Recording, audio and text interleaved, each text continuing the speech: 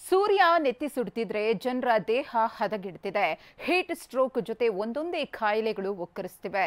ನಗರದಲ್ಲಿ ಒಂದು ಕಡೆ ಕಾಲರ ಕೇಕೆ ಹಾಕ್ತಿದ್ರೆ ಮತ್ತೊಂದು ಕಡೆ ನಿಶಕ್ತಿ, ನಿರ್ಜಲೀಕರಣ ಹೆಚ್ಚಾಗ್ತಿವೆ.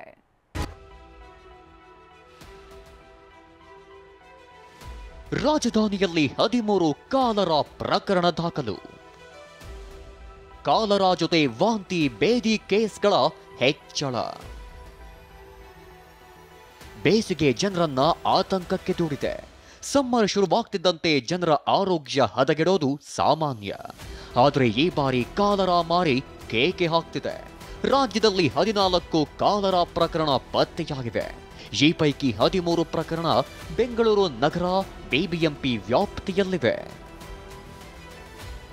ಹವಾಮಾನ ಬದಲಾವಣೆ ಎಫೆಕ್ಟ್ನಿಂದ ಅತಿಸಾರ ಪ್ರಕರಣಗಳ ಸಂಖ್ಯೆಯು ಹೆಚ್ಚಾಗ್ತಿದೆ.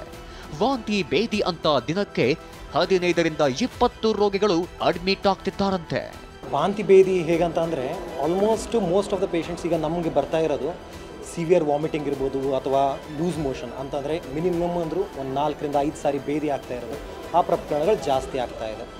ಸೊ ನಾವು ಏನು ಹೇಳೋಕ್ಕೆ ಇಷ್ಟಪಡ್ತೀವಿ ಜನರಿಗೆ ಅಂತಂದರೆ ಆದಷ್ಟು ಕಾದಾರಿದ ನೀರು ಕುಡಿಲಿ ಅಥವಾ ಔಟ್ಸೈಡ್ ಫುಡ್ನ ಈ ಬೇಸಿಗೆ ಕಾಲದಲ್ಲಿ ಔಟ್ಸೈಡ್ ಫುಡ್ನ ಸ್ಟಾಪ್ ಮಾಡಿದ್ರೆ ತುಂಬ ಒಳ್ಳೆಯದು.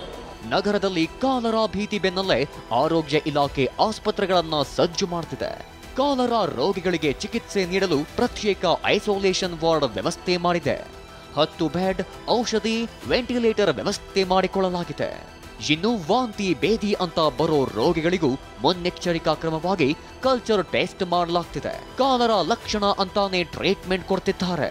ಟೆಸ್ಟ್ ನಿಮಗೆ ಈ ವಾಂತಿ ಬೇದಿ ಪ್ರಕರಣ ಆದ ಮೇಲೇ ಸಿಂಪ್ಟಮ್ಸ್ ಬಂದ ಮೇಲೆ ಇದನ್ನು ಟೆಸ್ಟ್ ಮಾಡೋಕ್ಕಾಗತ್ತೆ.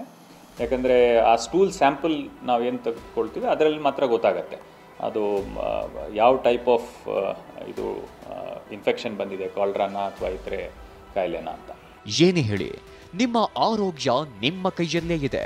ಹೊರಗಿನ ತಿಂಡಿಗಳಿಂದ ದೂರ ಇರಿ. ಆದಷ್ಟು ಬಿಸಿ ನೀರು, ಶುಚಿಯಾದ ಆಹಾರ ಸೇವಿಸಿ ಅಂತ ವೈದ್ಯರು ಸಲಹೆ ನೀಡಿದ್ದಾರೆ.